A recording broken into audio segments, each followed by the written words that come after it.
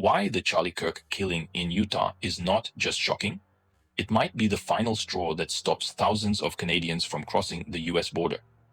And yes, we're talking about Irina Zarutska's stabbing too.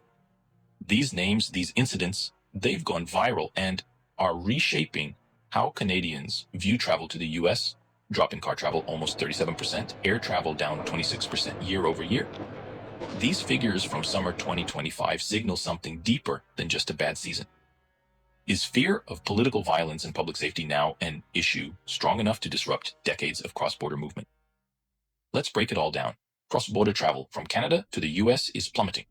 In July 2025, Statistics Canada data showed nearly a 37% drop in car travel and a 26% decline in air travel compared to July 2024. That marks 7 consecutive months of year-over-year declines. And it's not just Canada. According to the World Travel and Tourism Council, foreign travel spending to the US is projected to be down 7% in 2025, amounting to a $12.5 billion reduction. Canada, though, stands out because of just how closely tied the two economies and societies are. For snowbirds, Canadians who head south to Florida, Arizona, and California to escape the winter, the calculus is changing. Some are selling their US properties altogether. Others are rushing to lock in long-term Florida rentals a month earlier than usual, even paying premiums as high as 70% to secure safer stays. Public sentiment in Canada has shifted dramatically. Surveys now show that 60% of Canadians say US policies, trade practices, and political statements have made them less likely to travel there over the next year. More than a third say they've already canceled trips. A so-called 2025 Canadian boycott of the United States is taking shape. Back in February, nearly half of Canadians said they'd likely cancel or postpone US travel. That month alone, US-bound flights dropped 40%, and car crossings dropped 23%. Economists estimate the US could lose more than $4 billion in revenue from these declines. And why is this happening? It's not just about isolated tragedies. It's about economics, politics, and perception. The strong US dollar, unfavorable exchange rates, tariffs, and trade tensions all play their part.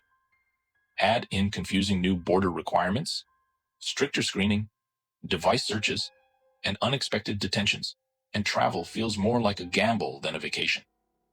Into this atmosphere, 2 violent incidents have landed like bombs: the stabbing of Irina Zarutska and the killing of Charlie Kirk. Irina Zarutska was a 23-year-old Ukrainian refugee living in Charlotte, North Carolina. On August 22, 2025, she was stabbed to death on a light rail train. The incident caught on surveillance footage. The suspect, with a history of mental illness and crime, became another symbol in debates about public transit safety and so-called failures of Democratic-led city policies.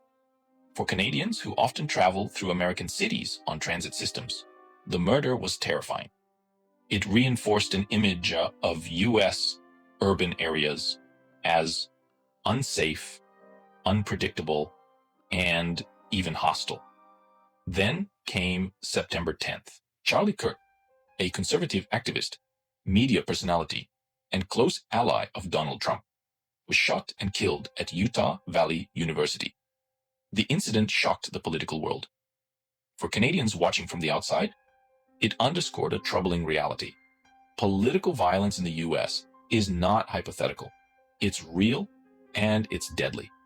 If a high-profile figure like Kirk can be killed at a public event, how safe is any Canadian tourist, student, or business traveler in environments where politics and public life collide?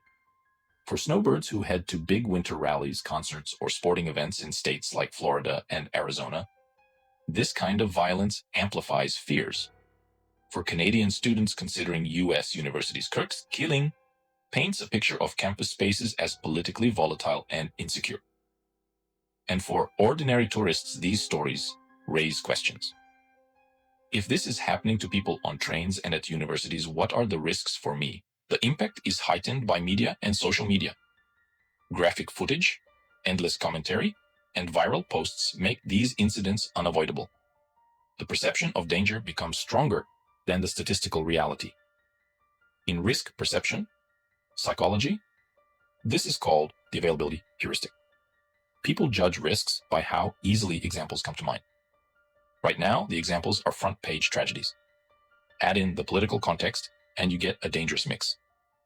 The Trump administration's trade war with Canada, his 51st state rhetoric, and public Canada bashing create a sense that Canadians are unwelcome. Reports of vandalism against vehicles with Canadian plates and harassment at the border reinforce that perception. When Canadians already feel disliked, stories of violence in American streets and campuses hit even harder. They're not just seen as isolated crimes. They're read as part of a bigger warning sign. The US is unsafe, unpredictable, and unwelcoming. The compounding effect is powerful. Alone, the Zarutska stabbing might be dismissed as a tragic local crime. The Charlie Kirk killing could be seen as a freak political incident. But combined, amplified, and set against an already strained Canada-US relationship, they contribute to real behavioral change. A family cancels their Florida vacation. A retiree decides not to drive south this winter. A Canadian student picks a university in Europe instead. Choices multiply, and the statistics add up to millions fewer crossings. So, what comes next? Is there a way to reverse this trend? Some efforts are underway. Charlotte tripled its transit security budget after Zarutska's killing, signaling to visitors that safety is a priority. Universities across the US have pledged to tighten event security. On the diplomatic side, there's the Canadian Snowbird Visa Act, introduced in April 2025, which would extend allowable stays in the US from 180 days to 240 days. It's designed to keep Canadian retirees invested in US communities. And some state tourism boards, aware of the billions at stake, are lobbying Washington to soften rhetoric and streamline border processes. But challenges remain. Anti-Canadian sentiment, amplified by trade disputes, is still being felt on the ground. Rhetoric from US politicians continues to inflame tensions rather than ease them. And the economic context is unforgiving. With a strong US dollar and high inflation, the cost of an American vacation feels heavier than ever for Canadians. The long-term implications could be huge. Economies in Florida, Arizona, and California depend on Canadian snowbirds and tourists. In 2024 alone, Canadians spent over $20 billion in the US.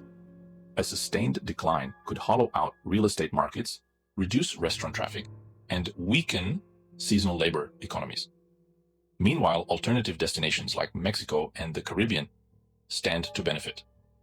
Already, Canadian tourist spending is up sharply in Mexico, while US destinations like Hawaii are reporting drops in Canadian arrivals.